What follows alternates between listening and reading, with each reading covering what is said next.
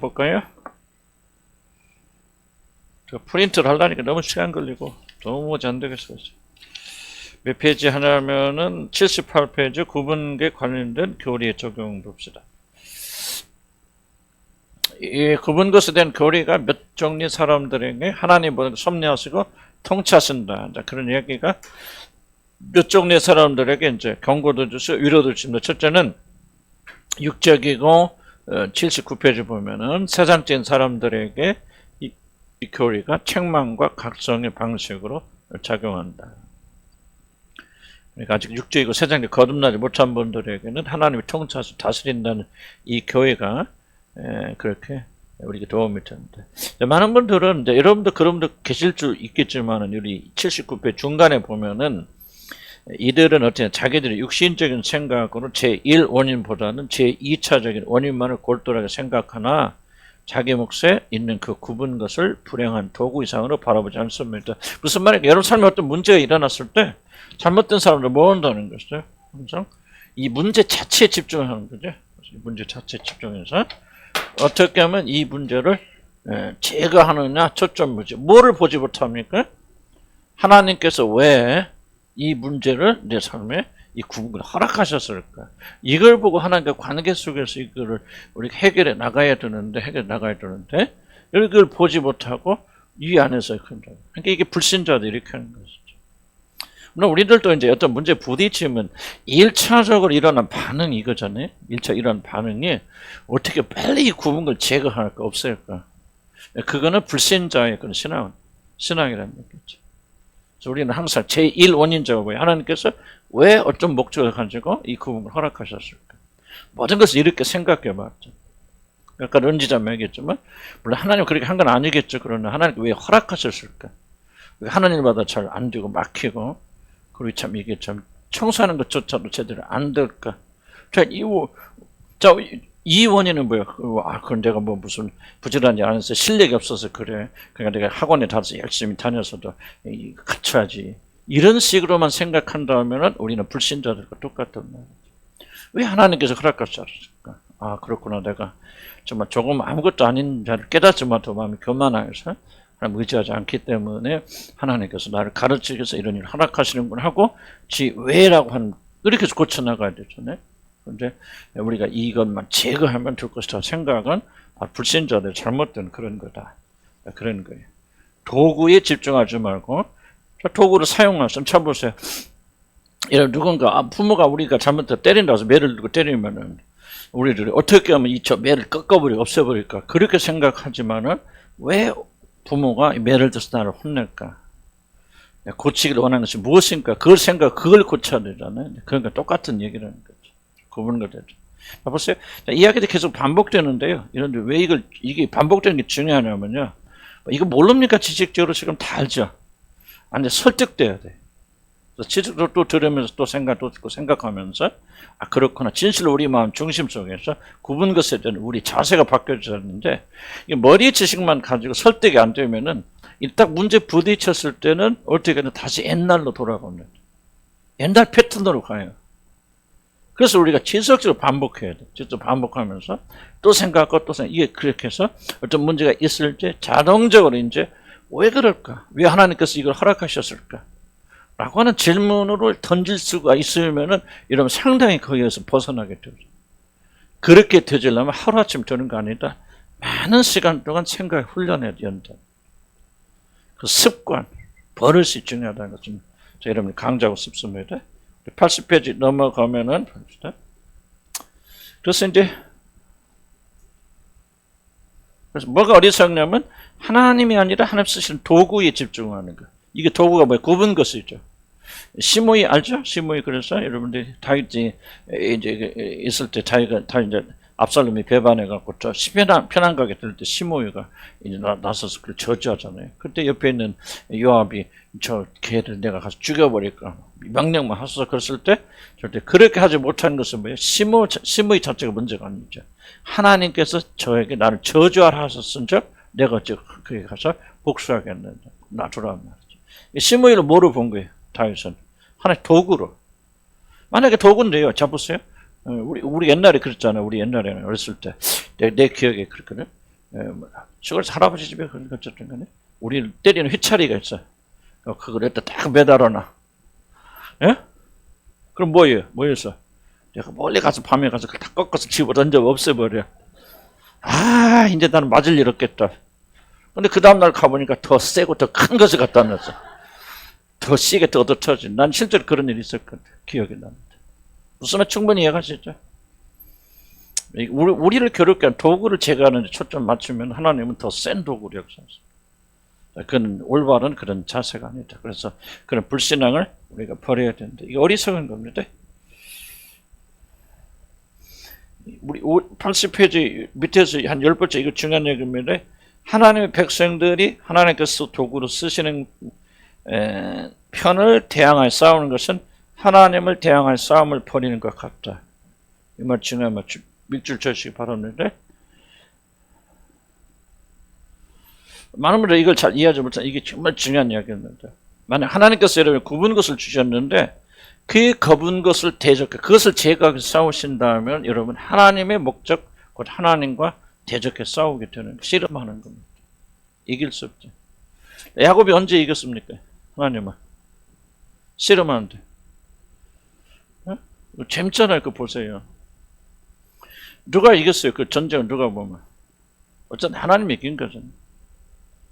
아니 야곱이 이겼다고 먼저 설명하지만 어쨌든 야곱이 하나님과 대결해서 어쨌든 승리를 했다면 언제 승리한 거예요? 환도뼈가 부러졌을 때. 이게 보면 패배잖아요. 그런데 왜 승리라고 묘사합니까? 환도가 부러져서 결국은 아무것도 하지 못하는 그런 상태에 되었을 때 그래서 하나님이 이제 그때서 비로소 야곱이를 자기 마음대로 쓰실 수 있는 상황이 되었을 때 그가 뭐라고 이름 붙습니까? 이스라엘 하나님과 더불어 싸워 이긴 자로 설명. 그러니까 언제 우리가 하나님을 축복받습니까? 언제 승리하게 됩니까? 완전 우리가 꺾여 환도뼈가 부러져서 내버린 환도뼈가 뭡니까? 우리의 힘의 근원 허리가 부러졌단 말은 똑같은 말이거든요. 완전 우리가 의자와 힘을 뜬 모든 것들이 끊어지게 되어져서 우리 힘으로 아무것도 할 수 없는 그런 때가 되었을 때 결국 승리하는 때라는 메시지입니다. 그러니까 지금 여러분들이 지금 뭐 아까 은지자매도 고백했지만 왜 청소 하나로 내 마음 드는 게 없구나. 지금 은지자매는 패배를 향해 가고 있는 거 승리를 향해 가고 있는 거예요.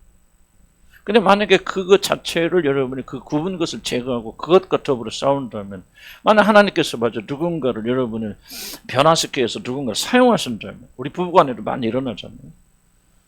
아내를 통해서 남편을 변화시키기 위해서 뭔가 아내를 이렇게 굽은 것을 주셨단 말이에요. 또는 거꾸로 남편에게 주셨다 그 말이에요. 근데 여러분이 그 아내만 제거가 되어져 아내만 없다면 아내만 변한다면 우리 남편만 변한다면 하고 자꾸 굽은 것에 여러분 초점 맞춰 그걸 제거한다는 것은 그 굽은 것을 통해서 여러분을 변화시키시려고 하는 하나님의 목적과 하나님과 대항해 싸우는 거죠. 그래서 굉장히 심각한 겁니다. 굽은 것을 제거하기 위해서 초점 맞추는 것은 하나님의 어떤 그런 목적 또는 하나님 자신과 더불어 싸우기 때문에 부부관계에서 굉장히 많이 일어나는 겁니다. 내 아내만 내 남편만 변화가 된다면 모든 게 잘 되겠다는 생각이 뭐냐 바로 그 굽은 것만 그 굽은 것과 싸우는 것이죠. 그럼 왜 아내에게 남편이 그런 문제 굽은 것이 있습니까? 목적이 무엇입니까? 그럼 나를 변화시키기 위한 거거든요. 하나님께서 그걸 인정하지 못하는 거고 우리가 이해하지 못하는 것이죠. 내가 어쩌다 이런 사람 만나서 근데 하나님께서 그런 굽은 것을 주신 것은 굽은 것의 목적이 아니라 굽은 것을 통해서 누구를 변화시키죠? 나를 변화시킵니다. 이게 올바른 신앙의 자세입니다.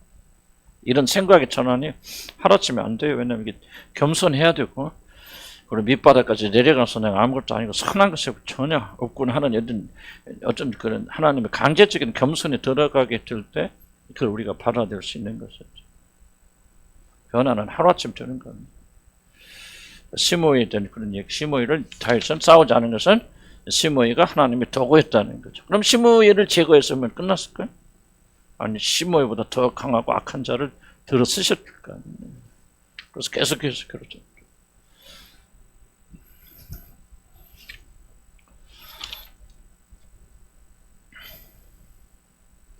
그래서 82페이지 넘어가면은 또 한 가지 우리가 조심할 것은 굽은 것을 가볍게 여겨서는 안 돼요. 이건 아무것도 아니야. 뭐 이건 뭐 문제도 아니지만 이런 식으로 어떤 부인하잖아요. 굽은 것을. 그래서 앞에서 우리 배웠잖아요. 굽은 것을 굉장히 아픈 거예요. 어려운 거, 힘든 거죠. 그런데 많은 분들이 그 굽은 것도 오는 그 고통을 피하기 위해서 뭡니까? 굽은 것 자체 고통을 부인하죠. 아무것도 아니야. 이건 뭐 다 인생이란 그런 거지, 뭐 하는 거지. 물론 그런 요소도 필요할 때도 있겠지만, 그러나 우리가 전반적으로 하나님 아프라고 찔렀는데 이건 안 아픈 거야. 아무것도 아니야. 뭐 이것이 왜 아파? 뭐 나는 오히려 더 즐거워. 이건 뭐예요, 지금? 하나님의 역사를 지금 부인하는 거잖아요. 아파야죠. 수치스러워야죠. 그래 여러분 깨지고 겸손하게 되어지는데, 이건 뭐 아마 누구도 뭐 일하는 거지 뭐 나라고 뭐 이런 식으로 해석해서 여러분들이 그 어떤 아픔 자체를 부인하는 건 기독교가 아니에요. 기독교는 마취제가 아닙니다. 마취제는 뭡니까? 그냥 아무것도 안 느끼는. 그래서 난 여러분들이 어렵고 힘들어 하면서 실제로 웃는 사람이 있어요, 입으로. 그 사람은 정말 이게 뭐가 잘못돼도 단단히 잘못됐다고 생각해. 마치 자기들이 다 문제를 극복한 것처럼 그냥 막 웃으면서 실실 그리고 이야기하는데, 여러분 아직 멀었어요, 여러분. 이런 입조차 열지 말아야 돼. 못할 정도 돼야 돼. 다윗 보세요. 다윗이 얼마나 깊이 깨지는가. 얼마나 수치스럽게 부서집니까. 성경 보세요. 신핵이 다 마른다 그러잖아. 뼈가 하나 부서진다. 아침마다 내 뼈를 세나이다. 무슨 말이야. 얼마나 고통스러워 아픈지. 아침마다 그냥 뼈를 센단 말은 여기도 쓰시고 저기도 쓰시고 그런단 말 아니에요. 그러니까 다윗은 그런 고통을 절대 가볍게 여기지 않고요. 다 그걸 받아냈어요. 아팠어요. 힘들었어요. 근데 우리는 부인하기 쉽잖아요. 그 목사님 그런 거 아니에요. 뭐 저는 금방 또 하나 해결될 거면 하나님. 이거는 하나도 깊이 들어간 게 없어요. 매는 깊이 들어가야 되잖아요. 아파야 되잖아요. 꽁꽁 대야 되잖아요. 삶아서 일해야 되잖아요. 그래야 거기서 무슨 변화가 일어나는 것이지. 아무렇지 않은데 무슨 그게 실현입니까? 그러니까 여러분 섣부른 긍정주의나 섣부른 뭐랄까 좀 적극적인 그런 것은요, 절대로 그런 긍정적인 것이 아닙니다, 여러분들. 때리는데 아무것도 안 와요. 진이 아버지가 이렇게 날 사랑해서 이런 아픔도 너무 즐거워요. 이거는 완전히 하나님 모독하는 거예요. 그거는 말도 안 되는 소리. 아파야 변화되지. 아파야 내가 다시는 이런 죄를 짓지 않아요. 그래서 하나님 백성들을 때리시는 것은 뭐냐? 피를 흘려 죽지 않을 정도로 때리시는 거예요. 수치스러워야 돼요. 그래야 다시는 그 죄 안 하지. 왜 이렇게 우리가 부인합니까? 부인하는 사람들은 절대 이 치유 역사에 들어가지 못합니다. 아파야 돼요. 외로워야 돼요. 괴로워야 되고 수치스러워야 되고 얼굴 들지 못하고 그냥 여러분이 입도 열질 못함대로 막 얼굴이 붉어지면서 고통 속에 들어가야 돼요. 그래야 여러분 변화됩니다. 부인하면 안 돼요. 무슨 뜻이냐 이해가시죠? 그러니까 물론 막 계속 낭만과 절망과 하면 소망은 보세요. 부활은 죽음을 통과해 부활이는 거. 죽음에 들어가지 않는 사람이 어떻게 부활의 영광을 맛봅니까? 그런 수치를 느끼지 못하는 사람이 어떻게 구원의 역사를 여러분 간증할 수 있어요? 안 됩니다. 우리도 많이 부인하잖아요. 나도 그랬고 아무것도 안 해. 뭐 이런 거 가지고 뭐 이게 뭐 아픈 거야. 뭐 이건 즐거운 것이지. 하여간 여러 종류의 그런 부인을 통해서, 그리고 여러분이 지금 금방 여러분 5분 만에 극복하는 상처는 상처가 아니에요. 이런 심령 속에 깊이 들어가는 상처지. 5분 만에 여러분 극복하는 사람 그 똑같은 죄를 또 짓습니다. 왜 5분 만에 극복하니까? 5분만 고생하면 되잖아요. 그래서 상처는 깊이 들어야 되고 이거를 피하면 안 돼요. 인생의 아픔, 고통 느껴야 돼요. 맛봐야 돼요. 부인으로 가득 차면 여러분 절대 하나님 은혜가 뭔지 깨닫지 못하게 됩니다. 무슨 뜻이 얘기하세요? 그래서 이런 말씀이 내 아들아 여호와의 징계를 경히 여기지 말라, 가볍게 여기지 말라 그 말 아니에요. 현대인들서 어떻게 가볍게 여깁니까? 그 중에 하나가 바로 부인, 디나이얼이라는 거죠. 나는 하나도 아프지 않다. 성경에 그런 예가 있나? 잘 모르겠어요. 난 좀 여러분들 몇 분들은 조금 여기 해당돼요. 이렇게. 너무 쉽게 말하거든요. 괜찮아요, 여러분. 아직도 고통하고 있다. 뭐가 문제입니까? 그런 생각이 드는데 지금은 뭐 완전히 뭐 은혜 다 괜찮아요. 그러면 여러분 하나님 필요 없죠. 그렇게 쉽게 모든 문제 극복하는데 왜 우리가 하나님의 은혜가 필요합니까? 경륜이 필요하고. 여러분 뭐 마음만 먹으면 다 해결되는데 자기가 하나님이지. 그렇죠? 아파야 되고 낭망되고 절망되고 넘어지고 자빠지고 아주 찰져 스포츠 같은 사람도 얼마나 우울증 깊이 시달리고 바닥까지 내려가고 마틴 로즈 존슨 목사도 심하게 갈등. 그러나 그 가운데서 독수리처럼 일어서는 것이지 믿음은. 처음부터 어떤 문제에서 다 하고 뭐 나는 아무렇지도 않아. 뭐 나는 믿음이 있기 때문에 이런 것도 상처도 되지 않아. 그렇게 말하는 것은 굉장히 좀 교만한 생각. 그런 사람 존재하지도 않을 뿐만 아니라 그건 굉장히 교만한 생각입니다. 그래서 좋은 거 보여주려고 하지 마세요. 그냥. 아프면 아프자고 하세요. 뭐 병원 가서 이런 보세요. 뭐 나는 하나도 아픕니다. 병원에 오긴 왔지만요. 나는 아무렇지도 않아요. 의사 앞에 가보세요. 그럼 의사가 뭐랍니까? 네가 의사라고 하라고죠. 그런 분 있을 수 있잖아요. 의사 앞에 가면 뭐합니까? 병 자랑해야 되잖아요. 여기도 아파요, 저기도 아파요. 막 이래야 되잖아요. 고지람을 경히 가볍게 여기지 말아야 됩니다. 자, 이 말씀에 의거해 보아도 그들이 통상적으로 쓰는 방법은 매우 절망적인 치료법이 분명합니다. 그것은 그 질병 자체를 잠시 완화시킬 수 있다 할지라도 그보다 더 악한 어떤 것을 산출할 것이면 틀림이 없습니다. 그래서 그날의 주 만군의 여호와께서 명령하사 통곡하며 애곡하며 머리털을 뜯으며 굵은 배를 따라 하셨거늘 너희가 기뻐하며 즐거워하며 소를 잡고 양을 잡아 고기를 먹고 포도주를 마시면서 내일 죽으리니 먹고 마시자 하는도다. 만군의 여호와께서 친히 내 귀에 들려 이르시되 진실로 이 죄악은 너희가 이 죄악이 뭡니까? 병들고 아픈 걸 인정하지 않는 죄악이죠. 뭐라고 그랬어? 통곡해라, 애곡하라, 머리털 뜯어라 그랬는데 뭐요? 포도주를 먹고 마셔, 내일주 먹고 마셔, 즐겁다, 아무것도 아니다 하고 문제를 가볍게 여기는 거예요. 두 번째로 비슷한 얘기가 두 번째 번 불평하는 사람 있죠? 어려운 일이 생기고 굽은 것이 있으면 자꾸 불평합니다. 왜 나에게만 이런 것이 있을까? 하나님이 살아계시면 하나님 역사하시면 하나님 왜 나에게 이런 불평 불만 과거 해보셨죠? 해봤고 저도 많이 해봤어요. 그런데 그건 올바른 것이 아니다. 하나님 선하시잖아요. 선하신 분이 굽은 것을 줄 때는 우리에게 유익함을 주시기 위한 것이죠. 그런 것을 여러분 기억하시기 됩니다. 모든 굽은 것은 하나님이 지으신 것이기 때문에 그래서 우리가 불평하면 안 된다. 그 굽은 것을 불평하는 것은 뭐를 불평하는 거예요? 하나님 자신에 대해서 불평하는 거예요. 왜 하나님이 이 모든 걸 허락하셨잖아요.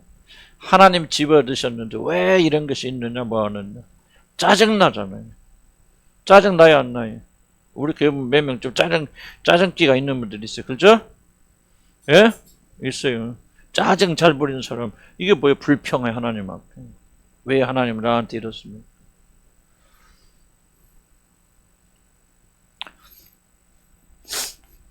맞죠? 욥도 잘 보면요. 욥이 결코 그렇게 거룩한 사람 아닌 것 같아. 아무리 봐도.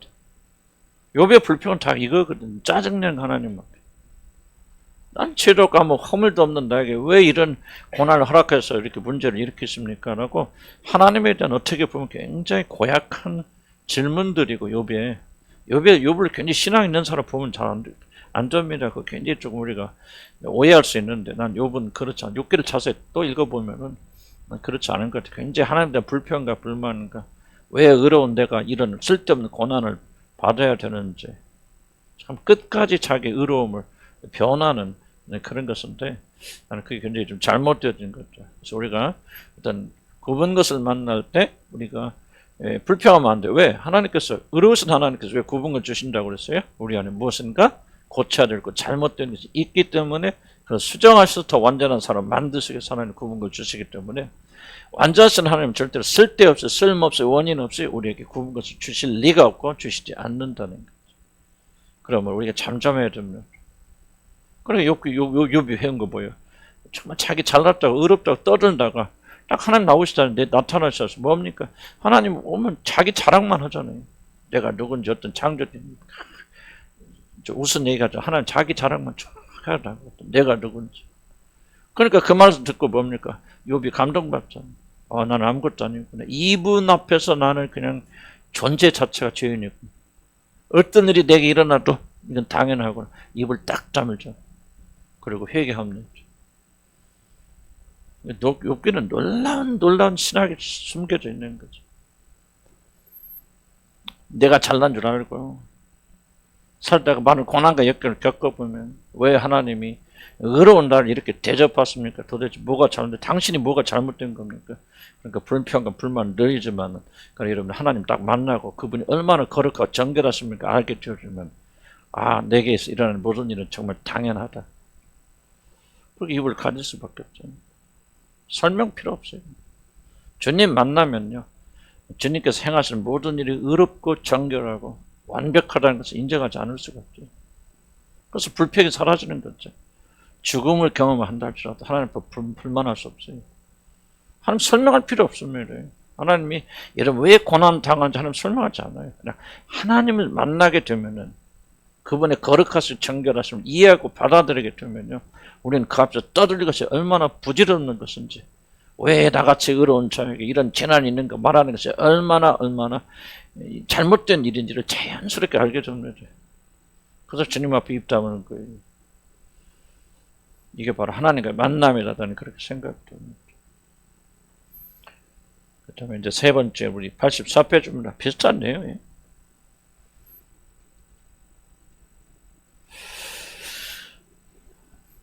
(85페이지) 볼까요? 네 번째 줄.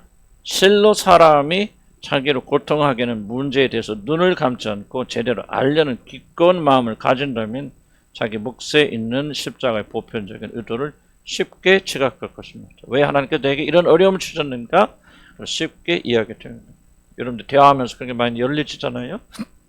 하나님께서 이런 것을 위해서, 나 이런 것을 낮추기 위해서 이런 것을 이렇게 하시는군. 그러니까 여러분들이 지각에 많이 돌아왔다고 하는 것이 여러분 이야기할 때 들어보면요, 그런 내용들이 다 들어가 있죠. 겸손이 있잖아요. 아, 하나님께서 나를 이거를 낮추시기 위해서 이런 어려움과 고난을 주시고 계세요. 비록 그것이 쓰지만 아프지만은 지각이 돌아왔기 때문에 그걸 여러분이 발견하고 고백할 수 있는 거 아니에요? 그래서 여러분이 그런 마음만 있다면 어떻게 내가 주님과 가까워질 수 있을까? 주님과 하나 될 수 있을까? 어떻게 주님 앞에 올바로 설 수 있을까를 관심하게 되어진다면 하나님께서 내게 주신 이 고난과 어려움을 통해서 어떻게 하면 내가 더욱더 연단되고 단련되어서 하나님께 적합한 사람이 될까? 거기에 초점 맞추게 되면은 그분 것의 명확한 의도를 여러분 알게 되어지고 그때부터 참고 견딜 수 있는 그런 힘이 생기게 되어집니다. 아멘? 여러분 꼭 기억하셔야 돼요. 눈 맙시다. 그러면 이제 치료하는 방식 볼까요? 위로하는 방식. 자, 이 그분 것을 믿는 사람들에게 우리 하나님께서 위로하시는 몇 가지 방식이 있습니다.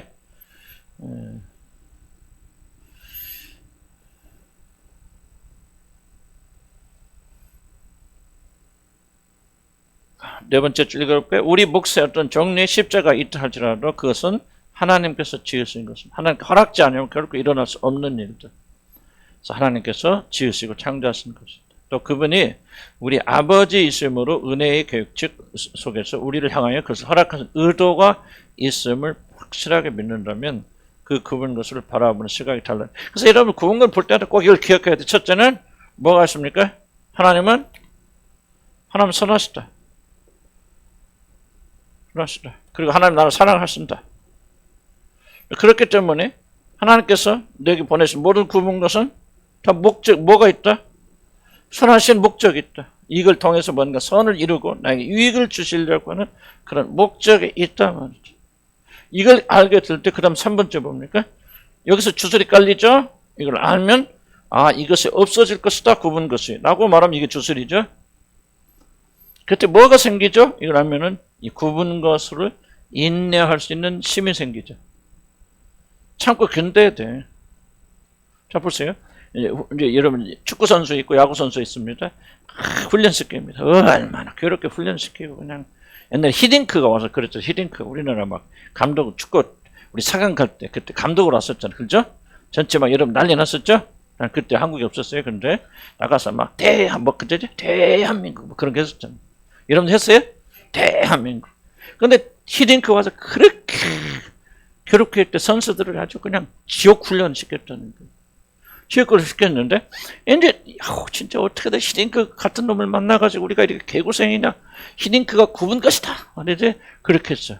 그런데 이제 깨달았어. 아, 히딩크가 우리 이렇게 훈련시키는 것은 우리 연단시켜서 좋은 선수로 만들고 승리하기 위해서 그런 거 하고 깨달았어요.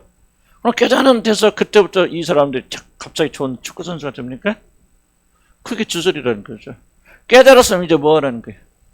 그렇죠. 훈련을 더 열심히 불평하지 말고 연단하여서 히딩크가 원하는 그런 체력을 갖춘 사람으로 만들어가는 것이 바로 그것이 승리하는 길 아니에요. 그분 것도 똑같습니다.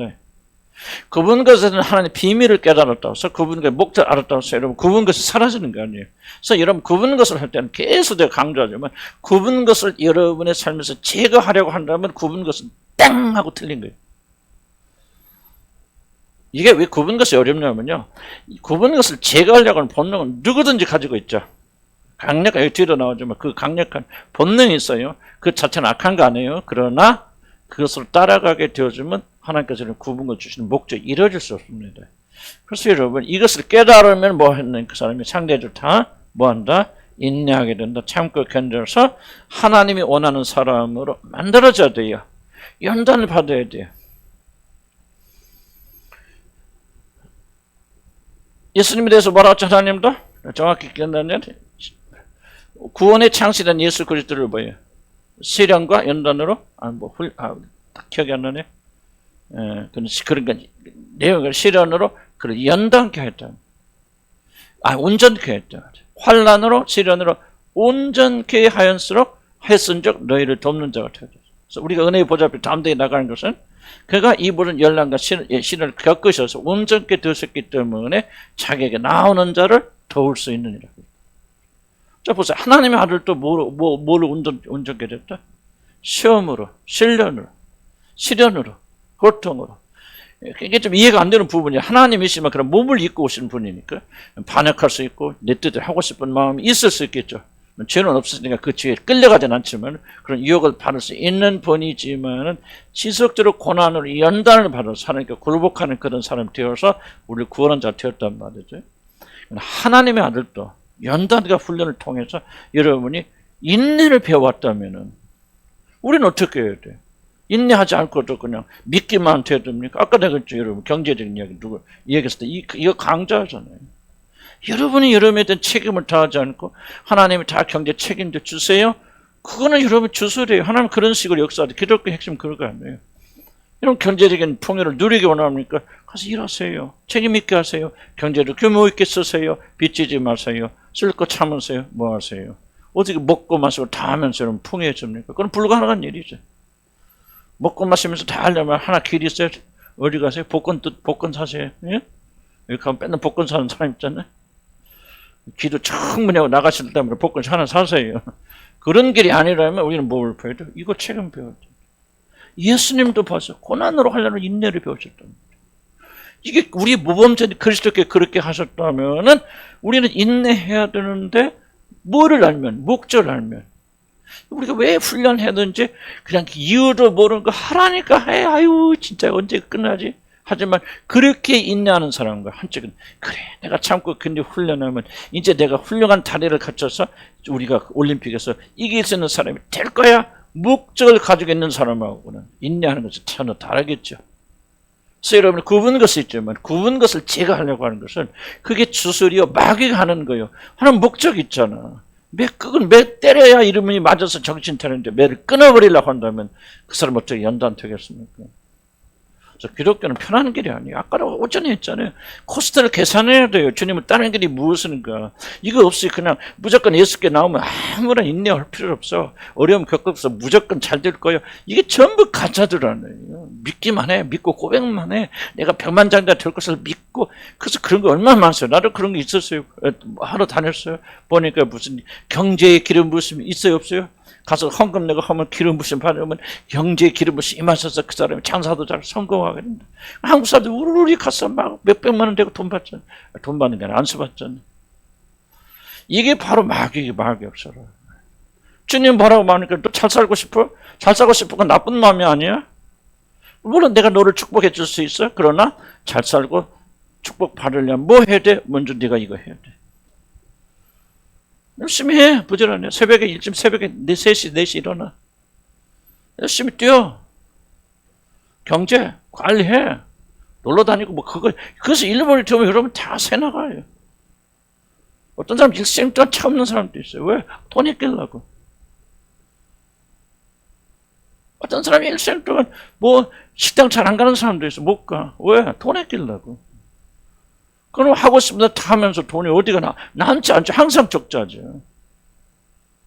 이걸 막지 않고 하나님 축복해 주는데 그거는 여러분 기독교 전체가 여러분 뒤집어지는 거예요. 아니요. 그런 식으로 하나님들 구원해 주시는 거 아니에요. 여러분 그건 주술이고 여러분 주술의 목적은 이런 패망시키고 멸망시키는 거예요.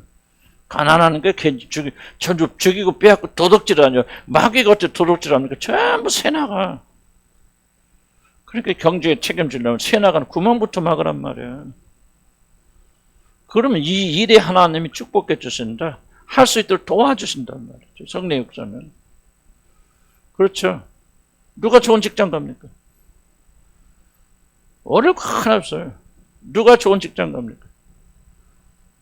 그렇죠. 성실히 실력이 있어야 되잖아요. 아니 삼성이 직원들 뽑는데 그냥 아무나 뽑습니까?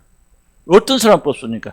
이 사람 데리고 왔을 때 회사 유익이 되느냐 안 되느냐 이걸 1번이죠. 뭐 무슨 삼성이나 그런 회사들이 자선사업가입니까?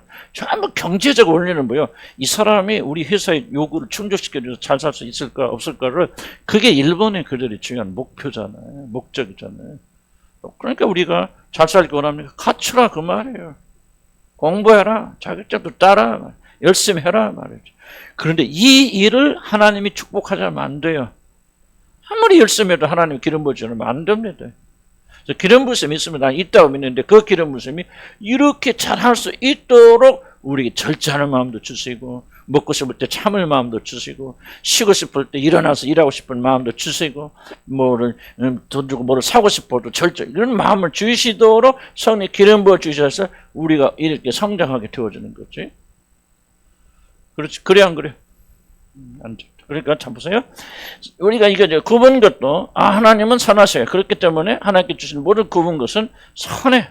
우리를 도우시고 강하게 하시는 목적이 있어 하는 것을 깨닫고 우리가 뭐 인내하는 거죠. 참고 견디는 것이죠. 가만히 있으면 뭐 어쩐다? 그럼 굽은 것이 아니죠. 뭐 어디 왜 굽어? 힘들어야 굽지요. 굽은 거 들어가면 아파. 아파야 이제 다시는 그거 안 하죠. 자, 여러분, 벌써 이런 과거에 많은 죄를 지었다. 좀 많은 분들이 어떻게 생각합니까? 하나도 그거 대가 없이 그냥 넘어가기 바라잖아요. 하나님 그렇게 안 합니다. 왜 안 합니까? 그래야 여러분이 다시는 그 죄를 반복하잖아요. 마음속에서라도 징그럽게 안 합니다. 그래서 하나님께서 난 지금도 양천에 가서 그렇게 이상한 짓을 한 것에 대한 대가를 난 지금도 치르고 있어요. 다 자세히 이야기할 수 없어요. 그렇지만 나는 그것 때문에 하나님과 반목하지 않아요. 하나님 나를 사랑하시기 때문에. 다시는 그런 죄에 쳐다도 보지 않게 해서 내가 잘못 저지른 대가에 대해서 철저히 갚겠습니다. 그러니까 고통 속에 있지만은 소망이 있죠. 하나님 나를 미워서 그런 게 아니야. 이게 끝이 아니야. 하나님 나를 벌 주시지만 그런 나를 버리시는 게 아니야. 이를 통해서 나를 더욱더 거룩한 사람 만들어 가시는 거야. 그게 바로 진노 중에 소망이 생기잖아요. 그래서 진노 중에도 참고 견디고 다시는 죄를 생각지도 아니하려고 그렇게 치가 떨리는 마음으로 하나님께 이렇게 나올 수 있단 말이죠. 하나님이 좋으신 아멘. 위로와 소망이 드는데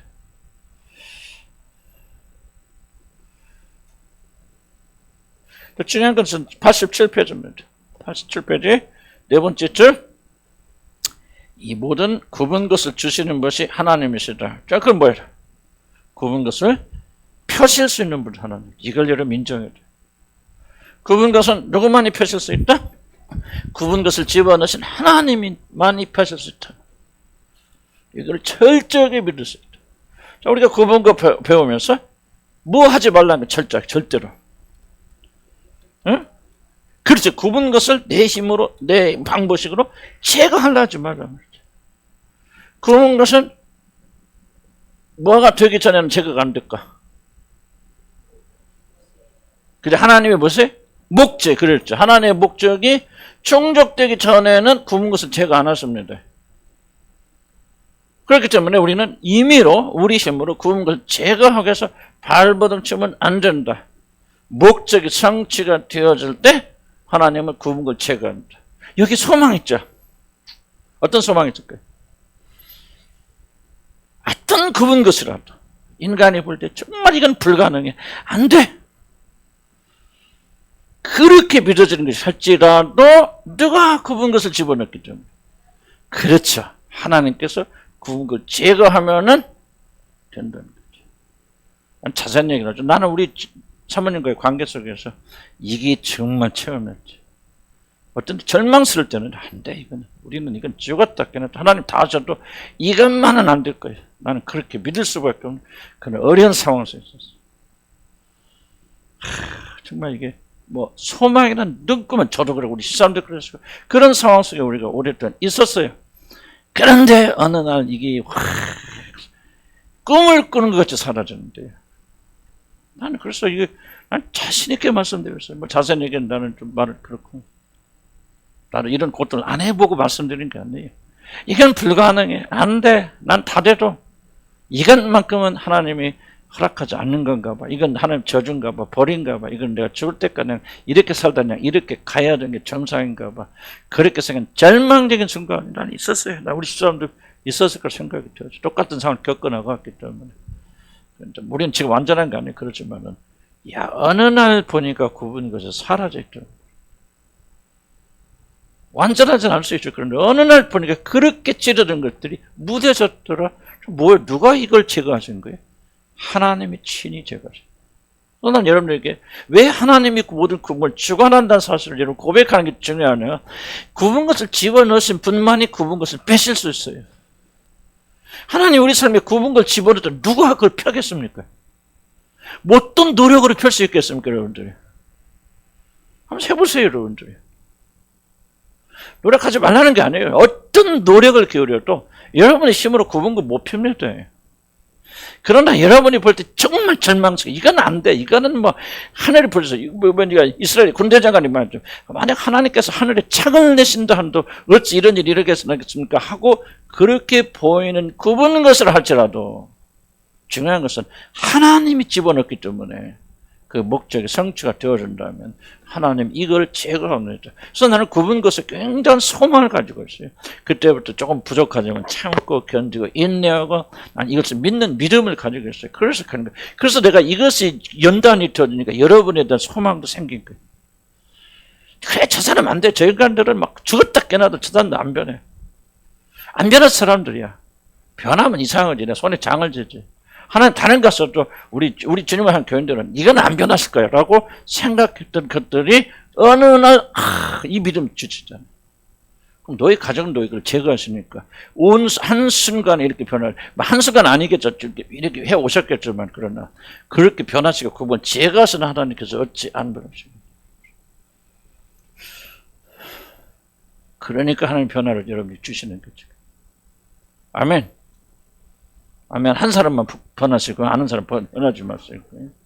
여러분 이게 굉장히 중요한 진리예요. 어떻게 생각하면 우리 굽은 것에 대한 아주 가장 핵심적인 내용은 지금 내가 말하고 있는지 몰라요. 물론 이게 하루쯤 듣는다 되겠어요. 그래서 계속 반복하면서 선언께도 확신시켜 줘야 되겠지만 우리 그리스도인들은 이 굽은 것 때문에 소망을 잃으면 안 돼요. 그렇게 불가능한 사람이라도 저 보세요. 여러분 남편이 그렇게 정말 이해할 수 없는 남편들 있잖아요. 그렇죠?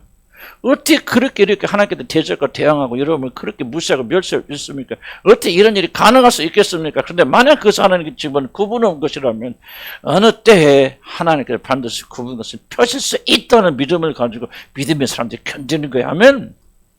승리하는 거예요. 그게.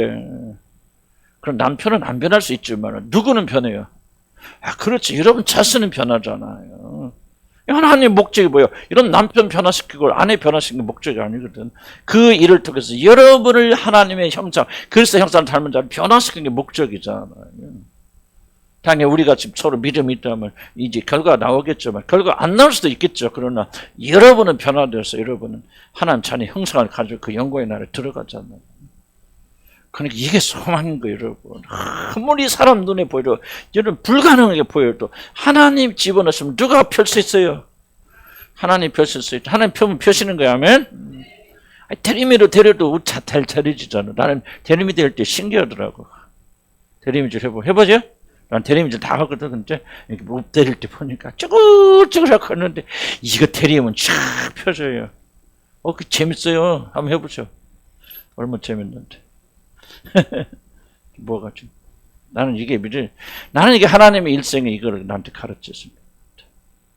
그래서 나는 지금 결론이, 그래. 굽은 것이 없었던 것보다도 있었던 것이 나한테 복되었다. 뭐 내 잘못이요. 내 잘못이요. 내 죄에 많은 것이 있지만, 굽은 것이 있기 때문에 우리가 펴지는 거예요. 굽은 것이 없었으면 여러분이 응애할 때부터 주여 하고 태어난 얘기 어디가 있어요? 예? 하나도 없어요. 응애하는 순간 다 악이에요. 선한 거 없어요. 선한 거 하나도 없어요. 온전히 부패된 상황에서 어린아이니까 그 악을 표현하지 못할 뿐이죠. 자라면서 자기 속에는 것이 나올 뿐이에요. 악은. 굽은 것이 없으면 여러분들이 얼마나 거룩하고 발탄스러워. 그러니까 여러분 착하지 마시기 바랍니다. 굽은 것이 있어야 인간의 전적 타락을 이해하게 되죠. 인간이 이런 거. 하나님 은혜가 아니면 5분도 살 수 없는 그런 존재구나. 그러니까 소망이 생긴 이제 인내하잖아요. 참자, 견디자, 기다리자 말이죠. 하나님 반드시 이루 주실 것이다. 나도 여러분 그런데 보잖아요. 얼마나 실망되고 10년을 놓고 기대해도 눈 깜짝도 안 해요. 모르고 어떤 사람들 보면 그냥 편하지 않아. 그런데 왜 소망을 놓지 않습니까? 우리 잘나서 변화시켰어요. 어느 순간 하나님께 대리미지를 싹 하니까 펴진 거죠. 그렇죠? 그래 안 그래? 그러니까 소망 잃지 말아요. 좀만 더 마칩시다. 그래서 여러분 97, 87페이지 이런 말씀 중간에 이런 말씀 하니까 내게 주어진 굽은 것을 너무 오랫동안 고질적으로 있어 왔기 때문에 결단코 고칠 수 없다는 말을 하지 마십시오. 여러분 상품이 어때? 물론 우리 기질은 우리가 변할 수 없어요. 그러나 그 기질, 잘못된 기질, 잘못 사용하는 기질, 분노도 잘못된 기질이에요. 그러니까 나는 어렸을 때부터 이렇게 분노해 왔고 우리 부모가 그러고 할아버지 할머니가 이랬으니까 이 분노만큼 고칠 수 없어. 그것이 잘못된 생각이라는 거죠. 하나님이 피시면 표정입니다. 물론 그 사람은 성질 급한 것은 살아있죠. 죽을 때까지 안 변합니다. 성질이 급한 사람, 기질을 가지고 사람, 죽을 때 성질 급해. 그러나 성질 급한 사람이 다 분노하는 거 아니잖아요. 모세같이 성질 급한 사람은 어디가 있어요? 그냥 자기 백성이 조금 잘못나 쳐서 죽여버리잖아요. 그런 살인자 분노. 뭐라 합니다 성경에? 이 세상에 모세처럼 온유한 사람, 온 지면에 모세처럼 온유한 사람은 없더라 그러잖아요. 물론 중간에 실수도 하지만 어떻게 그게 변화시켰습니까? 하나님이 그의 굽은 걸 펴시니까 가능한 건데. 물론 그의 분노 때문에 결국 가나안에 못 들어가지만은 그래서 여러분이 못 고칠 거 없어요. 기질은 가지고 있을지만 우울증도 죽을 때까지 여러분 우울의 기질이 있으면 그러나 여러분 이 믿음을 가지고 왜 그 우울증을 여러분 못 피시겠습니까? 하나님께서 그때가 참고 견디 인내하세요. 왜 안 펴주시겠습니까? 지금 잘하잖아요. 몇 분들 지금 우울증 때문에. 나도 우울증이 심한 사람이야. 나 우울증 갖고 안 끊으면 우울증이 온다 그러면 나는 이해는 해요. 이제 우울증이 오네. 이게 우울증이구나. 나는 이해하지만요. 그래서 나는 우울증이 안 사로잡혀요. 허락 안 하는데. 우울의 기질이 있다고 왜 우울증이 살펴야죠? 고생해야 됩니까? 그건 불신앙이지. 아멘? 그러니까 힘을 내잖아요. 수진 자매 보세요. 요즘 피아노 치는데 우울증에 걸린 여자 같아? 총력 충만하죠? 얼마나 힘을 내는지. 나는 그게 더 아름답게 보이는 거 하나님. 우울의 어떤 기질이 전혀 없어서 항상 기질적으로 충만하고 기쁘고 적극적인 사람이 그렇게 하는 거 보고 그런 기질이 있어서 때로는 눌리기도 하고 공격도 당하지만은 주의 주시는 능력 안에서 그걸 이겨내는 이게 하나님 앞에 이게 하나님 영광스럽게 하는 게 하면 굽은 것이 없는 게 영광하는 게 아니라 굽은 것이 있지만 그 굽은 것을 믿고 참고 견디면서 하나님 앞에서 만들어내는 거예요. 그 나는 참 죄송합니다. 자산이 못 들고 나는 하늘나라 가면 나하고 우리 집사람 좀 칭찬받을 것 같아. 이거 하나는. 난 요즘 그런 좀 불길한 생각이 들어요. 하나님 굉장히 이건 칭찬하신다. 왜? 우리 여기 아들 앉아있지만 우리가 처음부터 잘한 게 아니잖아요. 정말 우리는 절망 속에 살았고요. 소망을 다 잃고 있는 상태 속에서. 그래도 하나님 앞에서 주님께서 끝까지 소망을 포기하지 않고 나는 우리 아들이 앉아있으니까 나는 거짓없이 부끄럽이 말하는 거예요. 어디서 어떻게 헤쳐나왔는가를 우리 현성 목사는 목격해 왔잖아. 나는 그래서 아들 앞에서나 우리 아내 앞에서 부끄럽이 말씀드리는 거예요. 하나님 봤을 때 총점으로는 모자랄 수 있죠. 우리보다 훨씬 더 잘하는 사람 많이 있겠죠. 그러나 그래, 너희들이 여기서부터 이렇게 올라왔네. 물론 하나님 은혜지만은 나는 하나님이 칭찬하실 것 같아. 믿습니까, 박선 사모님? 네, 하면 어쨌든 나는 그 점을 자랑이 아니고 그래서 나는 여러분이 똑같이 얘기하고 싶은 거. 어떤 문제가 있든지 낙심하지 마서 굽은 것을 하나님 펴셔요. 펴실 날이 있고요. 굽은 것이 있다고 낙심하지 마시고 그게 여러분 부끄러운 게 아니에요. 사도 바울도 내 몸에 글쎄 흔적이 있다. 어떻게 해석할지 모르겠지만 흔적이 있다. 상처가 있다. 나 아픔이 있다. 나 옛날에 뭘 말했잖아요. 내가 열심으로는 뭐라고 합니까? 하나님의 교회를 핍박한 자요. 교회를 진멸한 자라고 그러잖아요. 자기는. 그게 그 사람의 흔적이에요. 굽은 것이에요. 아픈 것이에요. 그러나 그 아픈 것 때문에 그는 끝까지 겸손하면서 끝까지 모든 고난을 나는 복음의 빚진 자라 그러면서 그런 고난과 핍박을 당하면서 그런 굴하지 않고 끝까지 복음을 전하고 승리한 자가 되지 않았어요. 굽은 것이 없었다면 그러니까 하나님께서 그에게 사단의 갓을 남겨두잖아요. 굽은 것 너는 굽은 것이 없는 것보다 굽은 것이 있는 것이 나한테 더 큰 영광이 됩니다. 지금 우리는 뭐예요? 굽은 것이 없는 걸 더 영광스럽게 생각하잖아요. 어쩌다 사도 같은 사람이 이렇게 굽은 것이 있어. 왜 이렇게 사단의 가시가 아직도 있어. 우리 그렇게 비판하죠. 하나님의 관점에서는 너는 굽은 것이 없는 것보다 있는 것이 훨씬 더 영화로워 하고 주잖아요. 그러니까 우리가 이 굽은 것을 부끄럽게 만든다 그 말이에요. 소망을 잃지 말라 그 말이에요. 그래서 기질을 바꾸려 하지 마시고 어떤 사람은 의심도 막 어떤 사람은요 잘 믿는 사람도 있죠. 어떤 사람은 잘 못 믿고 의심이 가는 사람도 있어요. 그러나 그런 천사적 기질이 많이 의심하는 사람이 할지라도 이 믿음을 가지고 붙잡자 발버둥 친다면 하나님이 그것을 갑자기 여겨주신다 그 말이에요. 아멘. 절대적인 성향으로 보면 우리가 많이 뒤처질 수도 있겠지만은 우리가 이런 굽은 것을 가지고 하나님께 영광 돌려나가면 충분히 여러분이 하나님을 영화롭게 할 수 있어요 없어요? 있잖아요 여러분들. 한 달란트밖에 안 되지만 한 달란트 받은 사람 한 달란트 남겼으면 하나님 영화롭게 한 거잖아요. 그래서 소망을 가져야 돼요. 굽은 것을 아무리 강화해도 하나님 펴신 펴입니다. 믿음 좀 아멘 하시기 바랍니다. 권면한 박은수의 발림증 그랬지 뭐 88배 넘어가 뭐 그런 질문들. 첫째 반론이 있죠. 나는 뭐 내 몸에 들어있는 굽은 피조물의 손에서 큰 것이다. 그러한 대접을 받을 만한 일을 내가 한 적이 없다. 욥처럼 그렇게 변명하지만요. 욥이 하나님 만나고 나니까 뭐 욥이 죄를 지적할 필요도 없어요. 그냥 나가 떨어지는 거지. 이걸 기억해서 굽은 것이 필요하지 않은 의로운 자는 아무도 없어요. 이 세상. 제발 좀 나는 왜 쓸데없이 필요 없는데 굽은 것이 생겼나. 그 말은 나는 아무런 죄가 없고 더러움이 없는데 왜 이런 어려움을 겪어야 되나 말하고 똑같은 거예요. 그 잘못된 생각. 그런 사람 존재하자. 모든 자들 다 굽은 것이 필요하고요. 마땅하고 그런 굽은 것을 주시는 분은 하나님이 정확하신 판단해서 주시는 건데 그럼 하나님이 불의한 것입니까? 내 눈에 내가 어렵게 보인다고 하나님 내게 굽은 것을 주셨다면 하나님이 잘못된 것입니까? 그런 접근 생각합니다. 굽은 것이 있다고 하는 것은 그건 우리 하나님 앞에서 잘못된 거, 부족한 거고 뭔가 고쳐나가는 영역이 있는 거고 개선시켜 나갈 수 있는 영역이거든요. 그래서 우리가 어려운 체 할 필요 없어요. 내가 어려운 체 한다고 해서 어려워집니까? 우리 어렵게 만든 건 주님이시지 우리의 어려운 행위가 아니잖아요. 뭘 그걸 막 감추려고. 그렇게 하지 마시기 바라고. 두 번째. 많은 사람이 이렇게 생각한 두 번째 점은 우리가 만약에 하나님께 굽은 것이 들어줘서 주신 도구가 있다면 그것을 밀어낸다면 그것을 손쉽게 펼 수 있다. 뭔가 하면 무슨 문제가 있으면 그 굽은 것만 제거하면 나의 인생은 다시 펴질 거라는 생각은 철저하게 잘못된 생각이다.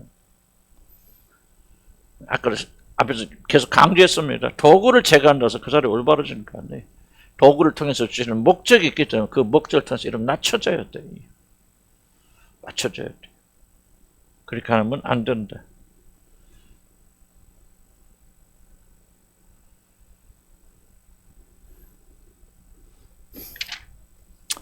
말이 좀 어렵고 좀 복잡하긴 한데, 그러니까 뭐 내 눈에 내가 어렵게 본다고 해서 하나님께서 우리에게 어떤 굽은 것을 주지 않아주는 그런 사람이라는 증거는 아니다.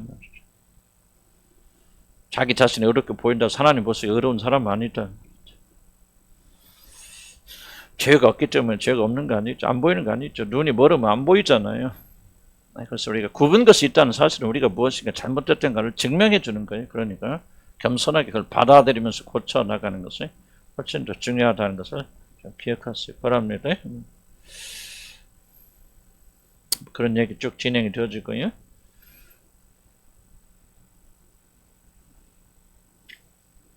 자, 그래서 91페이지 넘어가면 그러면 이제 어떻게 해야 됩니까? 굽은 것이 있을 때, 그래서 일단 마음의 평안을 가져오는 자세. 첫째, 하나님은 주권적인 주님이시고 내게 은택을 베푸시는 분으로 인정하는 것. 근데 하나님의 주권과 은혜를 주시는. 하나님은 어떤 일도 여러분 하실 수 있다.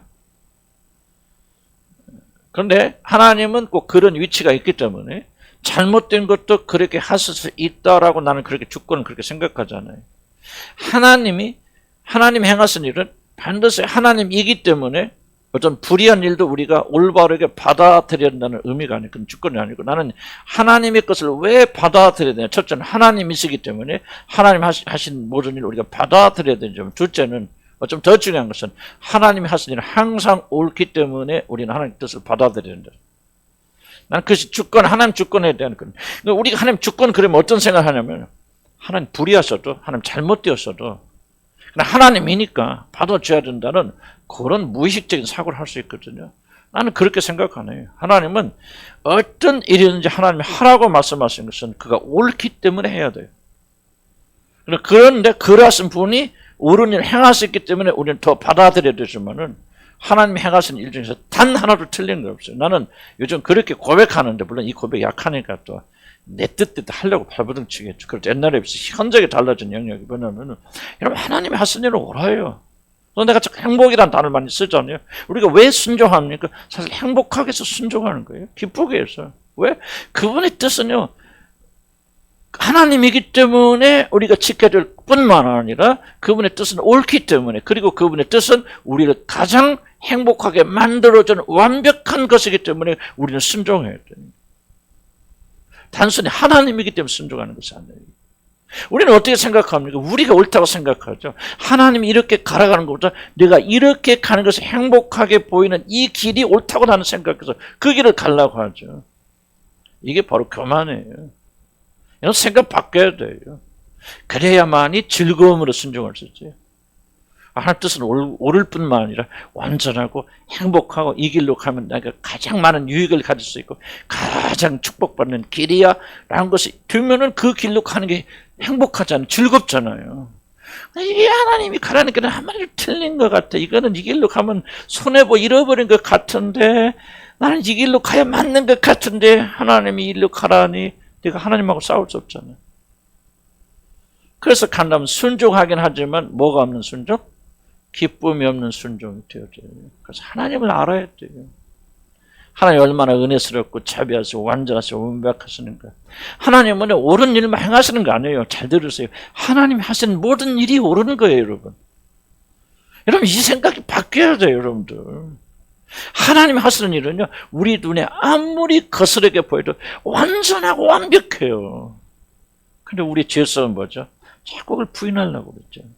내 생각이 더 옳은 것 같아. 이렇게 가야 더 행복할 것 같아. 이렇게 가야 더 될 것 같아. 해보세요, 더는지 불행해지죠. 그래서 왜 우리가 교육이 필요한지 하냐면요, 자꾸 이걸 바꿔나가야 돼요. 하나님 알아보고 체험해보니까 아브라함이 하나님 오르는 거야. 그리고 오르신 일만 하시는 거야. 하나님 하라는데 하면 대박 터져. 그러니까 뭐입니까? 이삭을 바쳐라. 이것도 순종하면 나 이해 안 되지만 순종하면 대박 터지는구나. 그래서 기쁨으로 일찍 일어나서 기쁨으로 가는 거예요. 기쁨으로. 그냥 하나님 안 잡았어. 칼로 아무런 의심 없이 다 아들 죽였죠. 왜? 하나님을 신뢰하는 믿음 있잖아요. 하나님은 완전하신 분뿐 선하신 분이야. 그분이 내게 명령하셨을 때는 이거 천천히 돼 순종하면 대박 터지는 거야. 그런 확신이 있으니까 아브라함은 의심하지 않고 순종한 거거든요. 뭐가 시간이 걸립니까? 이 사고를 바꾸는 게 시간이 걸립니다. 이 사고를 마귀가 딱 잡고 있잖아요. 그럼 여러분 잡으세요. 순종. 마귀 전략을 굉장히 무섭습니다.